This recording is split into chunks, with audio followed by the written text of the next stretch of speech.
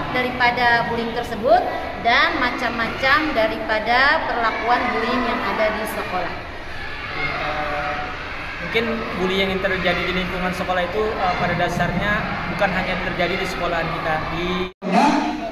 Bahwasanya yang kena adalah mentalnya.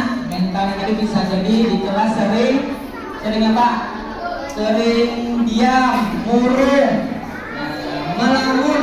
Kalau salah satu psikologisnya yang terganggu.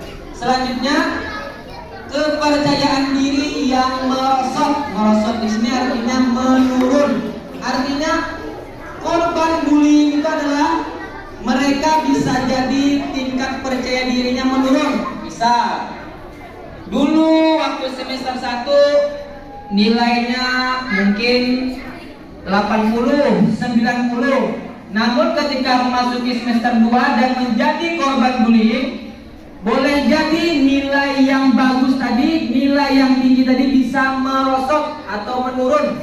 Karena apa? Ini tadi psikologisnya terganggu.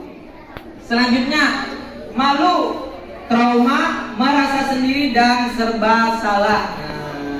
Ini kita mungkin kadang ada di antara kita yang sering membuli teman. Itu jangan lagi, kasihan kawan kita.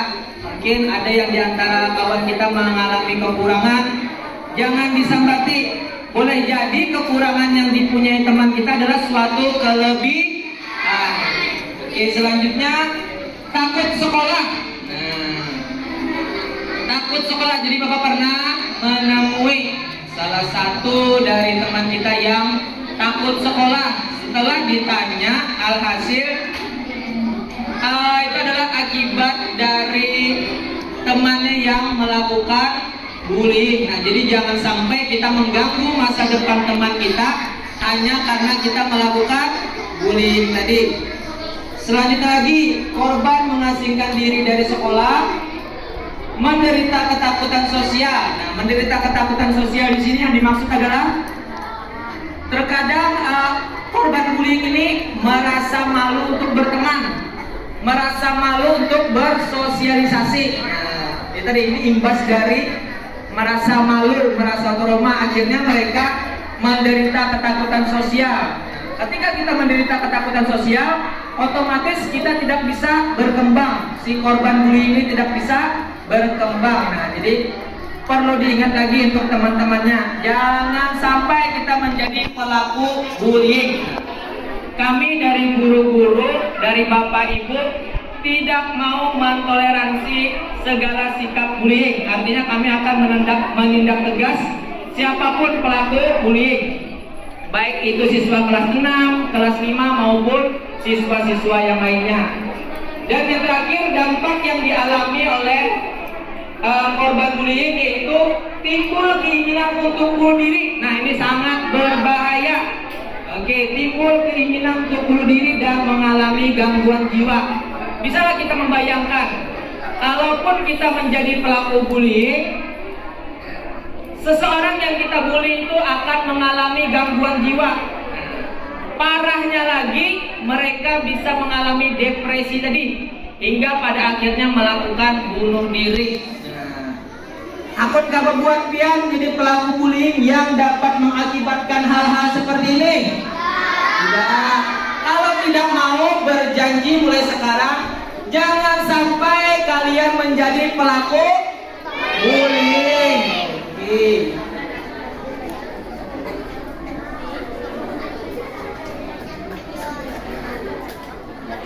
Oke. Selain dampak, nah perlu juga kita mengenali hal-hal apa saja yang termasuk jenis bullying. Perhatikan semua. Nanti di akhir sosialisasi akan Bapak tanya. Ya, makanya dari itu simak penjelasan dari Bapak. Oke. Yang pertama, nah jadi bullying ini terbagi menjadi fisik dan non fisik. Ya, kita bahas dulu tentang fisik. Fisik dalam artian di sini yaitu memukul, menampar, mendorong, menggigit, menendang, mencubit, mencakar, dan jenis-jenis bullying melalui fisik. Misal kita fisik. Selanjutnya lagi ada yang non fisik. Nah, biasanya di non fisik ini tanpa kita sadari, mungkin, ayo perhatikan dulu. Mungkin kita kira bullying itu hanya saja menampar, hanya saja menendang, hanya memukul, bukan. Lewat mulut pun terjadi sesuatu yang dikatakan bullying. Artinya tadi dengan mengancam, mempermalukan, merendahkan, mengganggu, memanggil dengan julukan atau kecacatan fisik. Nah, biasanya sering nih anak-anak SD biasanya sering memanggil nama orang tua. Mulai hari ini kalau ketahuan bapak, maka akan bapak tindak tegas atau bapak sanksi. Oke. Selanjutnya ada lagi. Baik, selanjutnya ada yang namanya cyber atau melalui media elektronik. Ini bagi yang punya HP, sebenarnya HP itu tidak boleh dimiliki untuk anak di bawah umur 13 tahun. Sebenarnya pemakaian gadget yang sebenarnya. Tapi karena dengan perkembangan pembelajaran yang begitu pesat, lalu rata-rata kalian memiliki HP sendiri. Kadang kalian tidak sadar, gambar kawan diambil, lalu dibikin jadi stiker, ya. Ada yang dipasangi macam-macam di kepala, ada yang dituliskan macam-macam.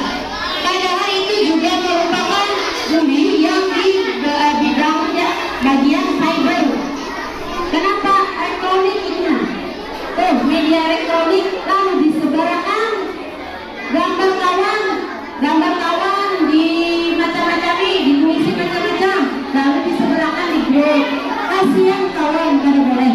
Itu termasuk bully yang cyber atau melalui media elektronik. Jadi itu tolong benar diperhatikan yang masalah kalian mengolok-olok atau kalian menyinggung atau kalian memanggil dengan sesuatu yang tidak baik. Itu termasuk pada bully, tapi yang lebih serang adalah psikologi daripada teman kalian. Baik, sampai di sini dulu. Kira-kira adakah yang ingin ditanyakan? Boleh angkat tangan lalu maju.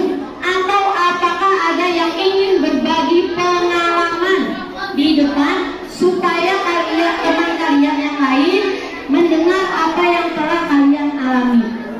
Ada yang mau? Siapa yang bertanya?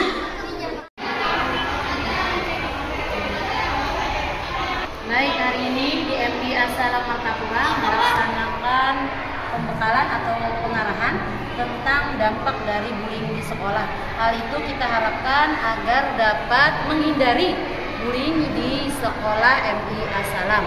Baik, bagaimana dampak daripada bullying tersebut dan macam-macam daripada perlakuan bullying yang ada di sekolah. Mungkin bullying yang terjadi di lingkungan sekolah itu pada dasarnya bukan hanya terjadi di sekolahan kita, di lain tempat pun terjadi. Nah, maka dari itu kami hari ini melakukan sosialisasi ini untuk menekan atau mengurangi tindakan bullying yang ada di lingkungan sekolah. Jadi kesimpulannya bahwasanya kami seluruh Dewan Guru tidak pernah memberikan toleransi kepada para pelaku bullying. Sekian, terima kasih. Wassalamualaikum warahmatullahi wabarakatuh.